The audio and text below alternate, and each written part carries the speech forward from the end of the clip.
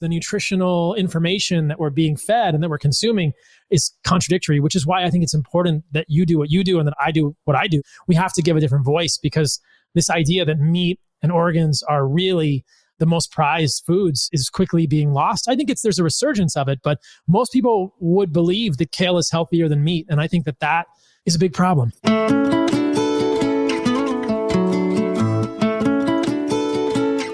From the Weston A. Price Foundation, welcome to the Wise Traditions podcast for wise traditions in food, farming, and the healing arts. We are your source for scientific knowledge and traditional wisdom to help you achieve optimal health.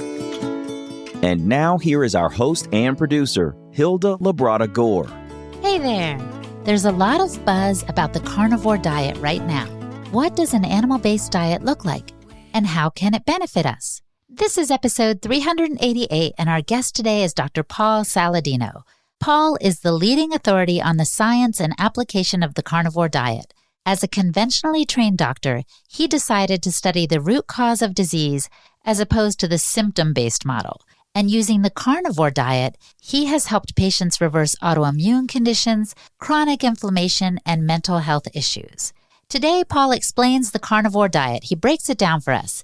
He goes over why he finds it to be an excellent tool for many on the healing journey. He goes over the benefits of nutrient-dense animal products and the drawbacks of anti-nutrients found in many plant foods. He discusses if it's equally good for men and for women, and he explains why he considers the diet a great elimination-style diet for anyone seeking to heal. As you listen to today's episode, please keep in mind that the Wise Traditions diet, per se, is a diet that is rich in fat, containing moderate amounts of protein and carbohydrates. And as always, remember that the guest viewpoint does not necessarily reflect that of the Weston A. Price Foundation. Before we dive into the conversation, here's an invitation from Chapter Leader Janine Farzan. Would you like to embrace nose-to-tail eating in your home? Learn how to source cuts like kidney, heart, tongue, and liver, and then cook it for the people you love so that they love it too? Then join the 6-week-long Liver Lover Challenge, a course offered by Janine Farzan, the creator of Awfully Good Cooking.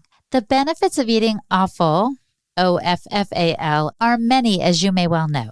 These organ meat cuts are a great source of all of the B vitamins: riboflavin, niacin, vitamin B6, folate, vitamin B12. They're high in phosphorus, zinc, copper, and more. At Awfully Good Cooking, you will learn how to prepare delicious meals incorporating offal. You'll safeguard your health, increase your energy, and confidently prepare all of the Awfully Good cuts. Set up a quick 20-minute discovery call with Janine for more information. Go to awfullygoodcooking.com, and that's O-F-F-A-L-L-Y, goodcooking.com, and click on the Learn More, Get Started Now button to schedule an appointment. And make sure to tell Janine that you heard the ad on the Wise Traditions podcast for a 15% discount on the group coaching course. Hurry, because the course kicks off November 4th, 2022. Again, that's awfullygoodcooking.com, and click on the Get Started Now button to schedule your appointment. And a shout out to our sponsor, Defender Shield, the world's #1 EMF radiation protection and shielding company. They just came out with a new line of digital wellness supplements called Light Body to complement their line of EMF shielding products. Basically, these supplements help provide cellular resiliency and digital protection from the inside out. Light Body is the next generation of nutritional supplements, and its mission is to transform your body with targeted, research-backed micronutrients that combat environmental toxins that our cells get exposed to daily for improved cellular resiliency and holistic wellness. Light Body offers the highest and purest quality ingredients formulated specifically to address the issues associated with a modern digital lifestyle. And these supplements are all the things: highly bioavailable, concentrated, gluten-free, dairy-free, soy-free formulas with no added sugar or drugs, and of course, no GMOs.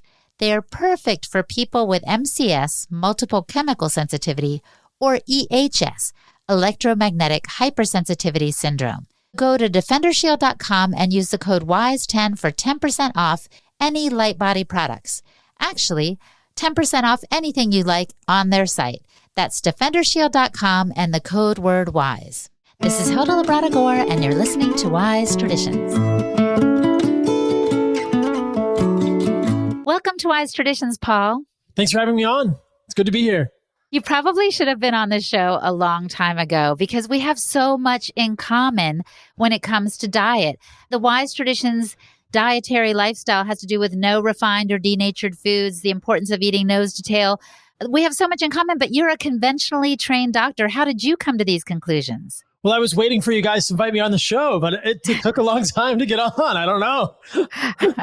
I came to these conclusions through my own experience, through my own reading and research, through seeing what worked in people that I worked with, seeing what didn't work in patients that I treated and worked with in PA school. My work as a PA in cardiology for 4 years before medical school, and medical school in residency, and then after residency and in my sort of clinical practice with patients throughout all of that. And it's been quite an interesting journey, and it's always deepening every day.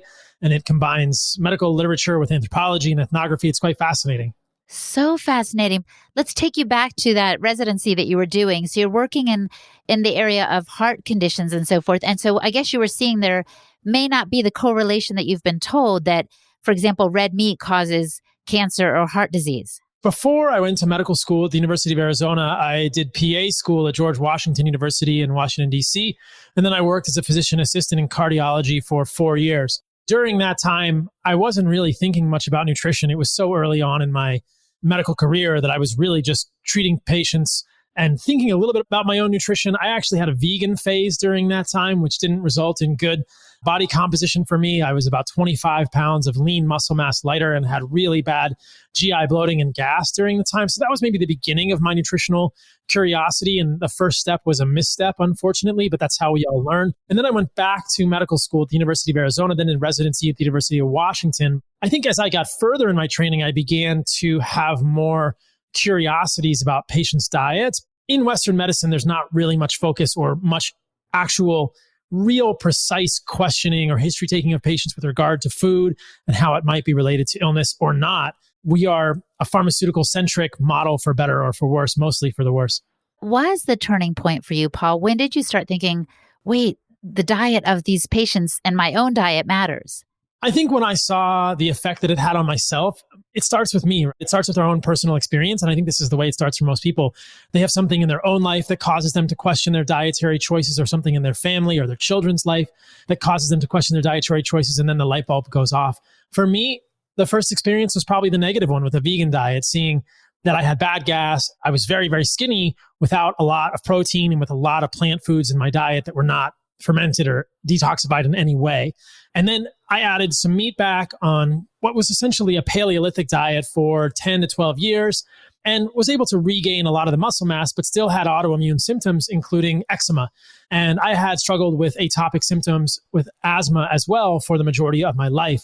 I came to a point of frustration during my residency at the University of Washington after medical school where I thought, I am eating 100% organic food. I was in Seattle. There's a great grocery store there. I was eating grass-fed meat or 100% organic food, fruits and vegetables, nuts and seeds, and I still had eczema, which was at sometimes very severe. I thought, this is not working for me, and I bet this is not working for other people. There's got to be another layer here. That was where I went a little deeper and kind of fell down the rabbit hole again of thinking about vegetables and plants and how good or bad or what relative position they might occupy on a totem pole of desirability for humans. My friend Dr. Bill Schindler says that plants try to kill you after you harvest them, whereas animals try to kill you before you kill them. I think it's so funny, but really true. Talk to us about some of the anti-nutrients that plants have as a defense mechanism. We're never taught about this. Medical school, no nutrition. Residency, zero nutritional training. Pre-med, undergrad at William & Mary, no nutritional training. George Washington University, no nutritional training. I had to do my nutritional training on my own. And after residency, I got a board certification as a physician nutrition specialist, which is really a title and not much more. But in my own research, after I became very curious about potential problems with vegetables, something that canonically is thought of as perhaps the top of the food chain for humans, or the most desirable foods for humans, or the best foods that you could eat to be healthy, what I found was fascinating. I hated botany when I was in college. Maybe this is a harbinger of what was to come. I got a B in botany in college. I was apoplectic. I was angry at the fact that I didn't get an A in the course in biology. I never really liked botany, but when I looked at botanical science and how plants defend themselves, it was fascinating. It was something I never heard about. I'd only heard this mainstream functional medicine, quote unquote, narrative that you should eat the rainbow, that all polyphenols are good, that all plant compounds are good for you, that all plant fiber is good for you, the more the better. End of story. There was a much more nuanced set of literature that I discovered when I was thinking along the lines of carnivore and then an animal-based diet later. Your listeners will be aware of this, but plants are rooted in the ground. Coevolution between plants and animals has been happening for 500 million plus years. Plants have had to defend themselves. Neither plants or animals want to be eaten. And as Bill says, animals have defense mechanisms of motility, mobility, tusks, teeth, or antlers, or hooves, and they can defend themselves before you kill them. But plants can't do that. They really do have these GI and hormonal disrupting chemicals in them. There's a variety. There's so many, whether it's saponins or oxalates or lectins, which are carbohydrate binding proteins, or strictly things that are phytoalexins, which are actually plant defense chemicals that are meant to inhibit digestive enzymes or inhibit enzymatic machinery in the human body. We're aware of some of the most toxic examples of plants and fungi. Many mushrooms will kill you dead if you eat them. Some plants will kill you dead immediately if you eat them. They're quite toxic. Only 20% of plants are even edible.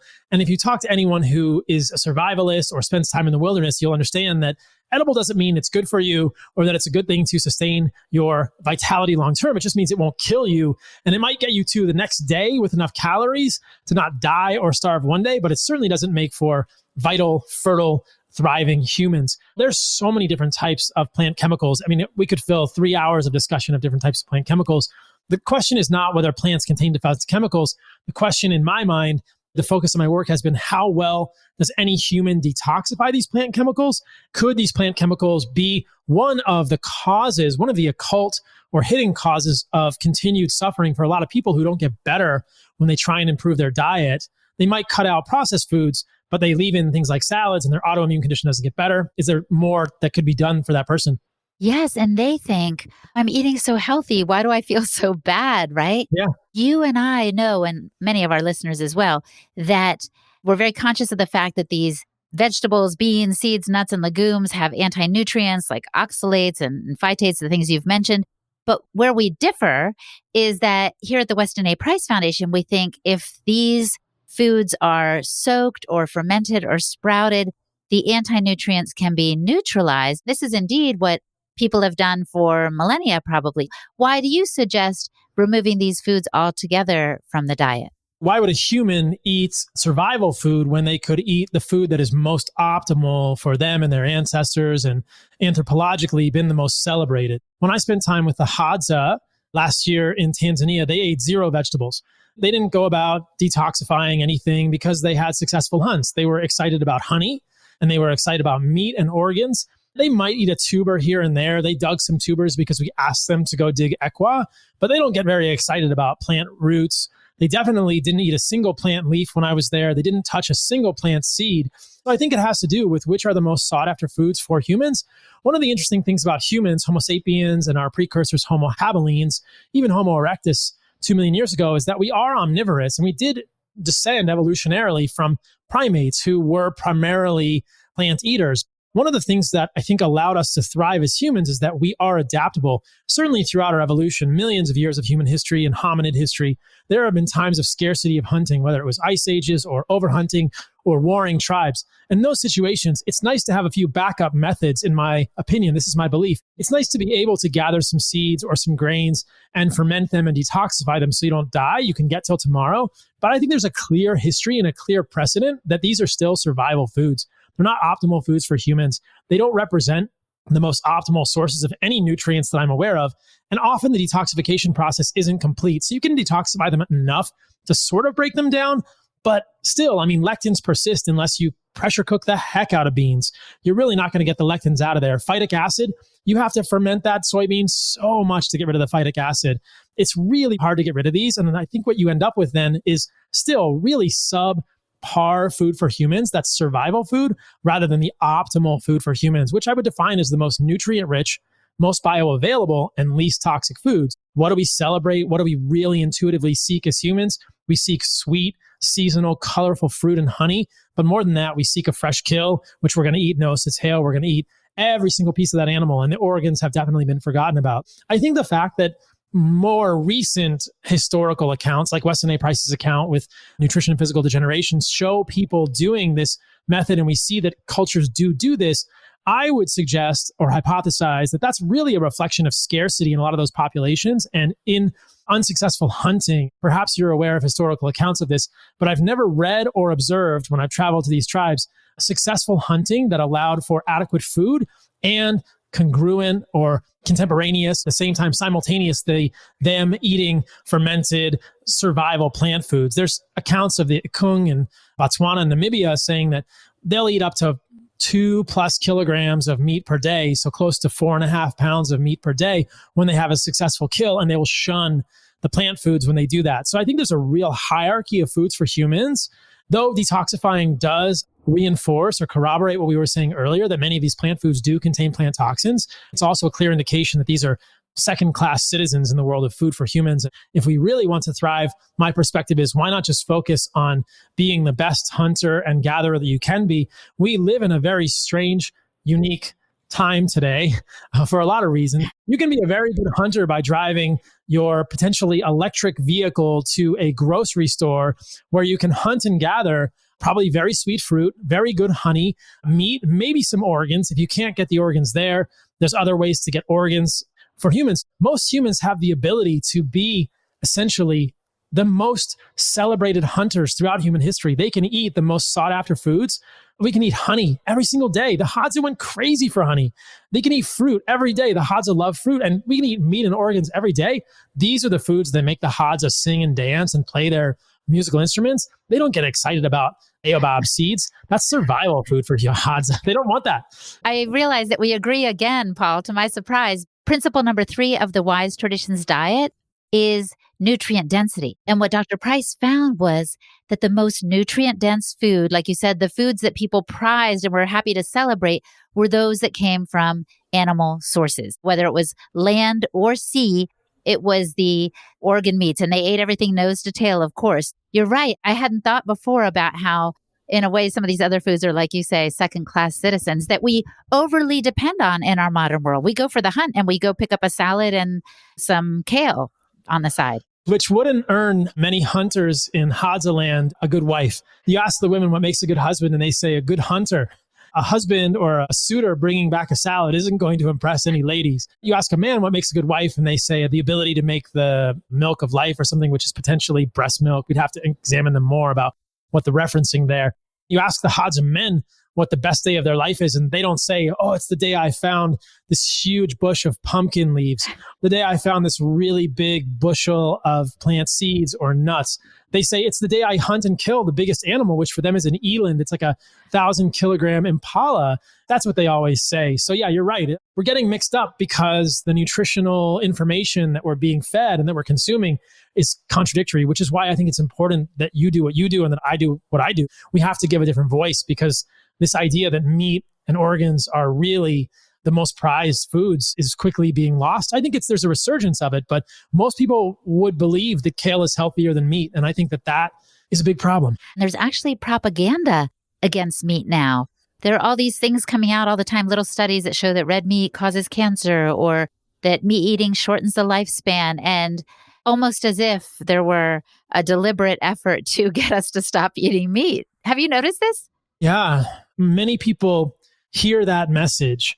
The message that is being communicated is that red meat is sometimes associated. They can't say it causes because we don't have any interventional data. We can't mistake correlation for causation. The media is savvy enough that you'll hear mainstream dietitians or the media say egg yolks are associated with this decline in longevity, or red meat is associated with this increased incidence of cardiovascular disease. And people listening to that just will insert the word causes incorrectly because they're not scientists and they're not physicians, and they shouldn't have to be. The media doesn't do their due diligence or responsibly communicate that science and help people understand that that is observational evidence. It's not actual interventional studies. You and I both know that when we do interventional studies and we take diabetics, for instance, and we replace a couple hundred grams of carbohydrates in their diet that are most likely grain-based carbohydrates. With 8 ounces of red meat, they don't get worse. They get lower inflammatory markers, increased insulin sensitivity, and better diabetic metrics, less use of insulin and other diabetic medications. Why isn't the media talking about that study or talking about the fact that there's a real disconnect? How can both be true? And then if we go to Asia and we look at observational epidemiology there, all of these associations fall away because meat is associated with affluence there. Who eats meat? The higher class people in Asia. There's a huge study in Asia of over 220,000 people from Thailand and China and Japan. The men who eat the most red meat have the lowest rates of heart disease. The women who eat the most red meat have the lowest rates of cancer. So how can that be? Meat is good for Asians, but bad for Westerners? No. It's the fact that these observational studies tell us more about the narrative, sort of the storyline around these foods and that culture, what the people who eat these foods are doing in their free time than they do about the foods. They can help us generate hypotheses. The hypothesis from Western epidemiology would be red meat causes cardiovascular disease. How can we test that? Well, we could give people red meat and look at their CRP or do other things. And when we do that, the CRP goes down. We have clearly made an incorrect hypothesis based on those observational studies, but that is what the media is pushing. And as you suggest, the media doesn't want to show the other side. A lot of the media is bought and captured, and this may sound conspiratorial, but I think it's true and is supported by evidence, both empirical and other types of suspicions that we have. There is an agenda, and the media is not pro-meat for a variety of reasons, and that's very scary. Yes, and one of those reasons is that they make more money off of fake meat than they do from regular meat. In other words, a cow on pasture, you can't make as much per pound as you can selling Impossible Burger concocted in the labs. They're making a lot more using the pea protein than they are with the actual meats. There's an agenda behind the push in that respect, and that's just one of the aspects of it. I completely agree with that. That is exactly what is going on. Follow the money. You will understand what's going on. I have never met a single rancher who drives a Ferrari or a Lamborghini. They usually drive 25-year-old pickup trucks that are full of holes and rusting, and they're happy, and their boots are full of poop and bugs and mud, and they don't wear diamonds, and they certainly don't fly on private jets. These executives that are behind these environmental summits and this push against red meat do all of those things. They're flying on jets. They're wearing $1,000 suits. Their shoes do not have mud on them. They've probably never set foot on a farm in their life, and they're certainly driving very expensive automobiles. So there's got to be more profits in one of those two realms, and that raises some suspicions. We know if you look at the nutritional quality of a processed plant burger versus the nutritional quality of a piece of meat, a piece of liver or heart or spleen or pancreas or brain or testicle, there's no comparison. It goes way beyond the nutrition label and the macros. They try so hard to make the nutrition label look equivalent to beef by giving some protein from pea protein or giving a little bit of this fat or that fat. But what they're not showing you is the fact that plant-based burger is devoid in creatine, carnitine, choline, anserine, taurine, K2, biotin, B12. The list is so long. Heme, iron, it's crazy. Peptides, but nobody's aware of that stuff. What we do is really about red pilling people and helping them wake up to the fact they're being misled, and it's hurting them and their families. Coming up, Paul compares the long-term health of vegans with those who eat meat. And we also learn how Paul's diet has expanded to include our beloved raw milk. You're listening to the Wise Traditions podcast from the Weston A. Price Foundation. We pause now to recognize our sponsors. Upgraded formulas. Do you have a cabinet full of supplements like I do? A lot of us take a bunch of different supplements without any idea of what our levels actually are and of what the body is truly absorbing or not absorbing. What do we have too much of? What do we have too little of? Upgraded Formulas says test, don't guess.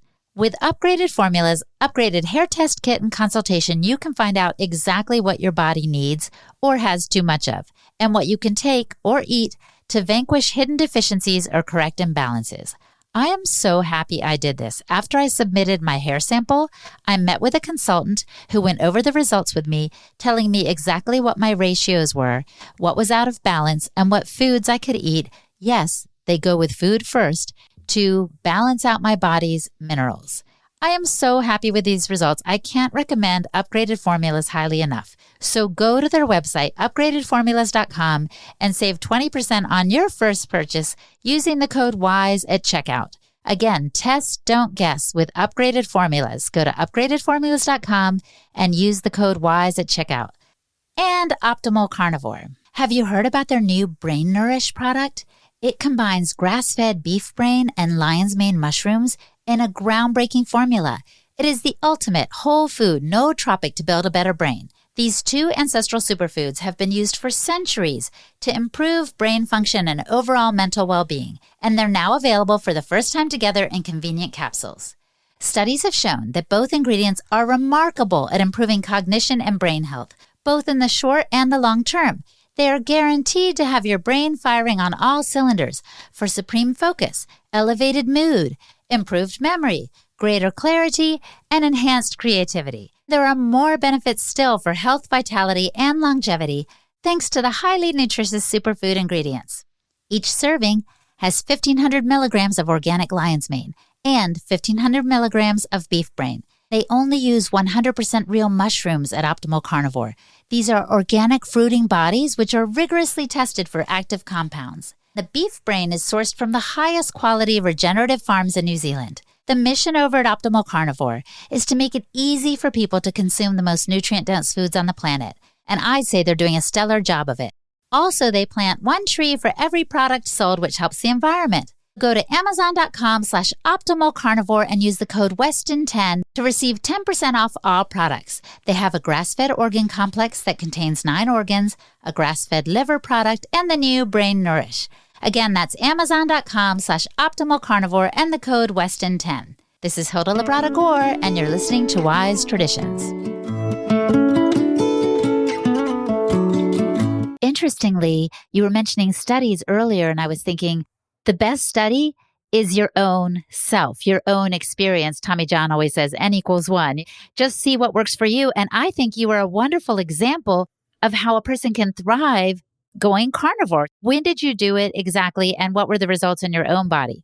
I originally went fully carnivorous with my diet probably close to 4 years ago. That wasn't the end of the story, but I'll tell the beginning part. I cut out all plant foods, fruit and vegetables and nuts and seeds, and just ate meat and organs and fat and salt for about a year and a half.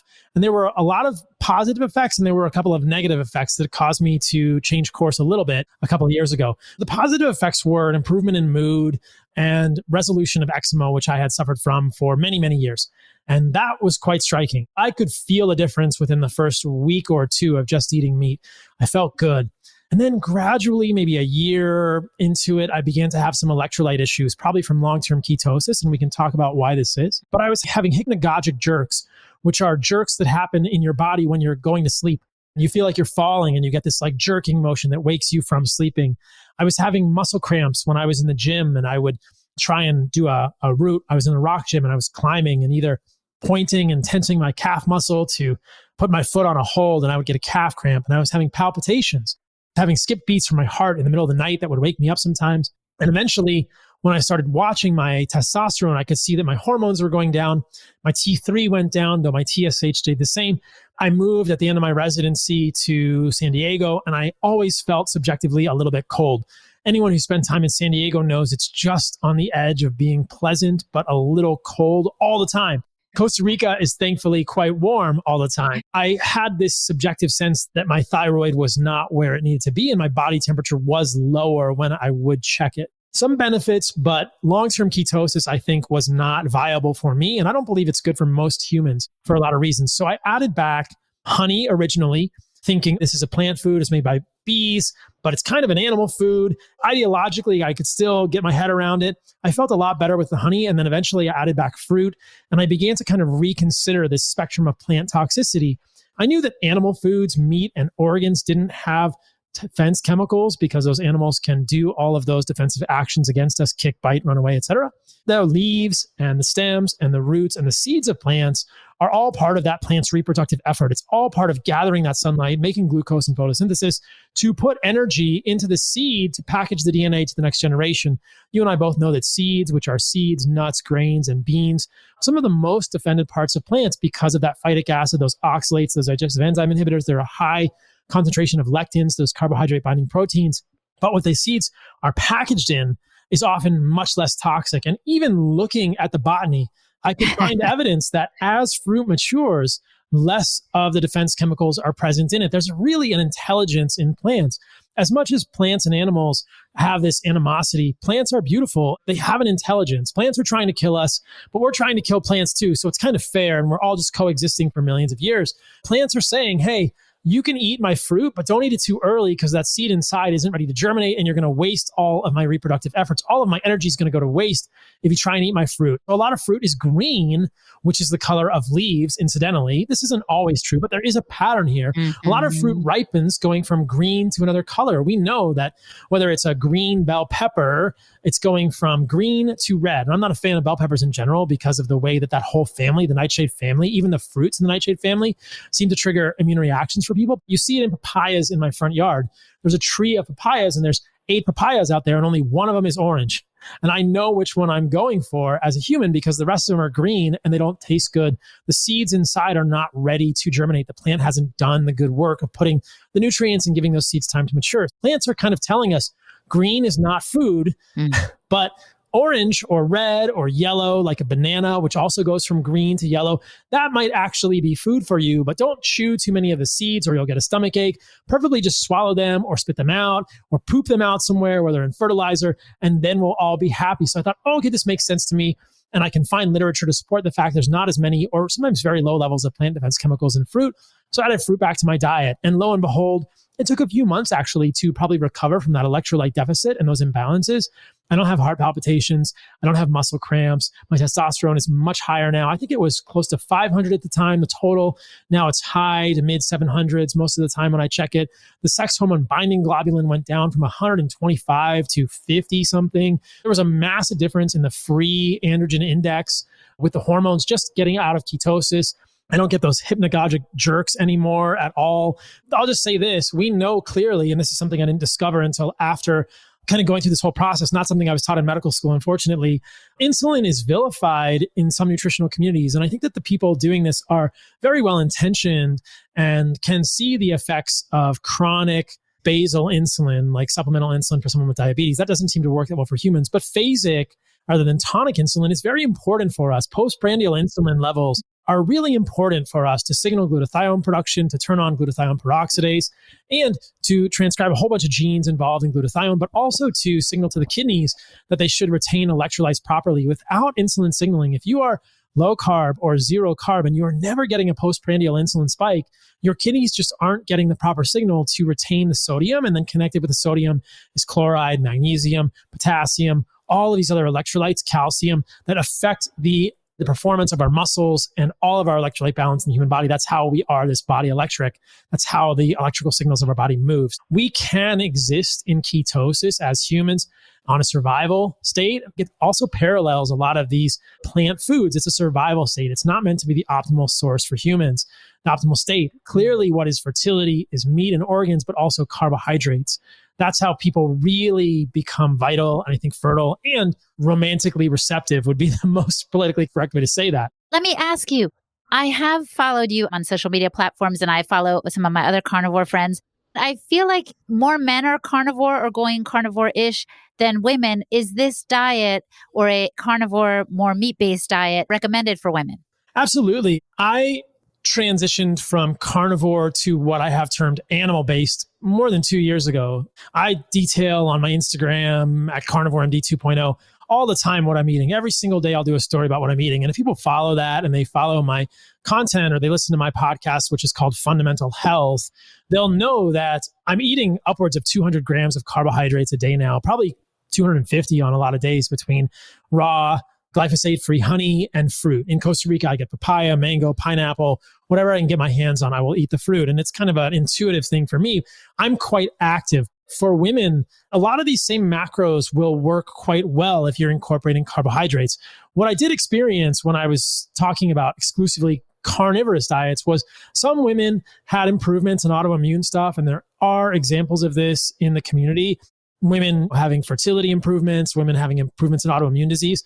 But some women would say their cycle length would lengthen, which is not always a good indicator, or things would become strange with their fertility. There are negatives to a ketogenic diet for women in a lot of these same ways. Carbohydrates are a signal of abundance in your environment, a signal that it is okay to have children or to become pregnant and that you can carry a child. I think corroborated by a lot of the intersection of these medical studies that we're talking about. I think that for both men and women, carbohydrates are the signal of abundance along with the nutrients in meat and organs. I would think of it as a meat-centric diet, but also a nutrient-centric diet. On my website, carnivoremd.com, we're going to have a calculator really soon with macros for people with an animal-based diet. But in general, I recommend about 1 gram of protein per pound of goal body weight. I'm about 170 pounds right now. I probably eat 200 plus grams of protein per day. Women can adjust that accordingly. Some women will do, if they're 120 pounds, around 100 grams of protein per day, and then just make sure they're getting enough carbohydrates with enough fat and then the nutrients from the organs. They'll thrive on this diet. I think that it works well for women. In addition, it's just a matter of making sure the macros are adjusted based on the body weight and the body size. 120-pound woman doesn't have to have 2 pounds of meat per day, nor are most of them going to do that. But I do know 130-pound women who eat close to 2 pounds of meat per day at the Heart and Soil headquarters. We've got some pretty serious meat eaters over there. That sounds so amazing. But talk to us a little bit more before we wrap up here about any drawbacks or setbacks that we may encounter. I know for a time I went very low carb in an effort to go more animal-based. That's when I started experiencing my heart palpitations and stuff. And I was like, something's weird. I thought maybe I needed more carbs. I didn't have anything to guide. I didn't have a calculator or anything. So I was just kind of guessing at the time. And maybe I went too drastic. Are there things we need to be aware of if we decide we want to go more animal-based? Yeah, carbohydrates are the first piece. If people are not feeling good, they're often not eating enough carbohydrates and they'll say, oh, I had a handful of blueberries. Well, that was 20 grams of carbs. You've got 180 to go today. Have about 5 tablespoons of honey and call me in the morning. And that's kind of a joke, but kind of not. Most of the time, people feel much better with that. A lot of times, both men and women will look at this way of eating and think, okay, it's meat and I can eat bacon and I can eat steaks. I think you have to give attention to the quality of the meat too. I'm not a huge fan of pork because most pork is fed corn and soy. I talk about this problem a lot on my podcast. And they don't even focus on the organs. We've talked about eating nose to tail so much already. I think it's critical that people get organs, either fresh or desiccated. If you can't get fresh, check out Heart and Soil, which is a company that I built for my mom and my sister because I knew they would never eat fresh organs. We make desiccated organs or get fresh organs, which I think are the best thing and the best way to do this. In all of my work, I talk about how much liver, how much heart. I do about half an ounce of liver per day, a few ounces a week, but I'm more liberal with the heart. Eat a few ounces a day, 3 ounces of heart per day. Plus, heart is a great source of riboflavin. I have trouble getting brains. I appreciate brain supplement from Heart and Soil, which is called Mood, Memory, and Brain, because I can get desiccated brain. And I think the phosphatidylserine in there is helpful for people. There's really good evidence with both elderly and those with dementia that supplementing bovine-derived desiccated phosphatidylserine does help with cognition and retention of mental faculties. So many benefits to the different organs, but who can get testicles? They're hard to get, probably because I talk about them and they've become pretty precious these days. So there's desiccated testicle out there if you can't get fresh. That helps men with stuff. There's all sorts of organs that can help both men and women. The key things are thinking about the macros, adjusting those based on your level of activity. A lot of people don't get enough carbs. That's where I think the honey can be helpful. If you don't fear the honey, and I don't think you should, I've done a lot of research or a lot of discussion on my podcast about why fructose in the food form performs differently than fructose in a processed sugar form. The information going to the body is totally different. That's a big thing. And then getting organs, either fresh or desiccated, is the biggest stumbling block for people. Third one might be, are you getting enough fat? A lot of people will just get lean meat and they think this isn't good. Well, yeah, because lean meat is gross. You got to put some butter on there, preferably some raw butter, get some raw milk, or get a fatty steak, and then everything kind of comes together. Not to make this a little troubleshooting session for me, I think I didn't have enough fat for sure. I think I also maybe did it too quickly and I needed more carbs in my diet for sure. It made me happy when I've seen you on social media drinking raw milk. I'm like, yay! When I first was experimenting with my diet, I didn't think milk was going to work for me. And I would try raw cheese and stuff. And I don't know if it was just something that had to change in my gut, because this last time that I've reintroduced it, I've had no problems and it's really enjoyable. It's something I look forward to. I make my own kefir out of raw goat's milk here in Costa Rica. I can even find real Parmigiano Reggiano cheese here in Costa Rica, which is a very enjoyable thing as well. And I look forward to raw butter. We can get raw butter here quite easily. I eat enormous amounts of raw butter. If you watch my Instagram stories, you'll see me slather on the butter. So yeah, I really think dairy is valuable for humans. It's almost like another organ meat, and the calcium is valuable. A lot of people on carnivore diets don't think humans need calcium in the diet. That's not true. Many benefits. We lose calcium every day in the urine, in the sweat. And so getting some calcium either from ground up bones, or sometimes bone marrow has a little flecks of calcium in it from the bones, or like dairy source is the most enjoyable way to get a little calcium in your diet. Some people say that the reason folks thrive on carnivore or an animal-based diet is they're simply eliminating all the processed foods and the junk and the preservatives, things that would do them damage. So in other words, if they even went vegan at first, they would feel good too. So they kind of skeptical, let me just put it that way, about the diet being good in the long term. What do you say to them? That's a very valid criticism. There's some truth in that because people do vegan diets and find improvement long term. Talk to 3 or 4 vegans and you'll find out what a long-term vegan diet does to humans. There are significantly more ex-vegans and ex-vegetarians than there are current vegans and vegetarians. But there are a lot of people who always eat meat and always thrive on meat.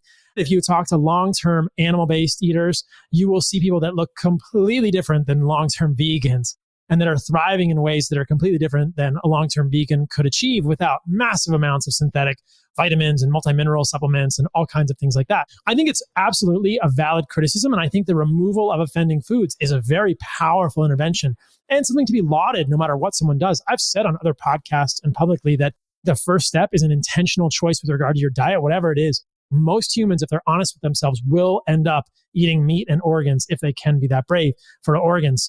And they'll end up in the right spot eventually. Some people get stuck in the dogma, and that's what I worry about in the vegan black hole. Most people, if they're honest with themselves, will realize they still crave meat. They still feel better with meat. And there are ways to eat meat ethically and responsively as well. Intentional choices with regard to your diet is the first step, no matter where that leads you, because I think eventually you end up in the right place.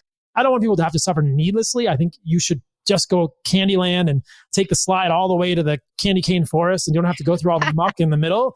And that's part of the reason I do the work I do. I want people to have agency and their own sovereignty to make their own decisions and explore. I do think that removing processed food is quite helpful for a lot of people. That's why vegan diets work short term, but vegan diets inevitably fail so often because they're just nutrient bereft. They're just nutrient deficient. This is really incontrovertible. It's comical what passes for health and what passes for vitality within vegan circles. That statement may sound mean or demeaning. We have to be honest and call a spade because it's going to hurt people and it's going to hurt families and children and parents who are going to influence their kids too. You look at animal-based eaters and you look at vegan eaters long-term and the difference will be markedly apparent to anyone. Paul, you may have already answered this question in that last response about being intentional about our food choices, but I want to ask you the question I'd like to pose at the end. If the listener could do only one thing to improve their health, what would you recommend that they do? I do think being intentional with regard to your food choices is the first step, and getting organs in your diet, I think, is another big one for people because there's so many nutrients that really get filled in properly when you add organs, whether it's riboflavin or biotin or K2. It just helps so much. I think intentionally eating, but also getting some organs however you can. Sounds great. Thank you so much for being on the show today. It's been a pleasure. Thanks for having me, Hilda. Our guest today was Paul Saladino. Check out his website, carnivoremd.com, for more information and resources. And I'm Hilda Labrada-Gore, the host and producer of this podcast for the Weston A. Price Foundation. You can find me at holistichilda.com. And for the transcript for this episode, visit our website, westonaprice.org, and click on the podcast page. Now for a recent review from Apple Podcasts. Bree the First had this to say: spreading truth, full of great truths you won't find in the corporate media. And he gave us 5 stars. Thank you so much, Bree the First. This means a lot. Every single review on Apple Podcasts lets people know that the show is worth listening to. So go there. Just click on ratings and reviews and tell us what you think of the show. Leave us a bunch of stars, and maybe I'll read your review at the end of one of these shows. Thank you so much for listening, my friend. Stay well. Hasta pronto. On behalf of the Weston A. Price Foundation, thanks for listening. We have many free resources to support you on your health journey. Visit westonaprice.org to find podcasts, articles, videos, and more. You can also find a local chapter near you for help in finding sources of great food. We invite you to support the Foundation's mission of education, research, and activism by becoming a member. Thanks again, and take care. Wise Traditions is a project of the Weston A. Price Foundation for wise traditions in food, farming, and the healing arts. The content on this podcast is provided for informational purposes only and is not intended to substitute for the advice provided by your doctor or other healthcare professional. It is not intended to be, nor does it constitute healthcare or medical advice.